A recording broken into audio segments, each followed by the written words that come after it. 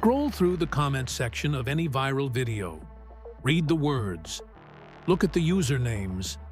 How many of those people are actually people? There is a conspiracy theory that has moved from the fringes of Reddit to the center of computer science. It is called the dead internet theory. It suggests that the human internet died around 2016, and we are now wandering through a graveyard of bots, talking to other bots. In the early 2000s, the internet was a place of human connection, but recent traffic analysis reports suggest a terrifying shift. Data from security firms indicates that nearly half of all internet traffic is now non-human. But these aren't just simple spam bots anymore. They are generative AI agents. The theory proposes a feedback loop.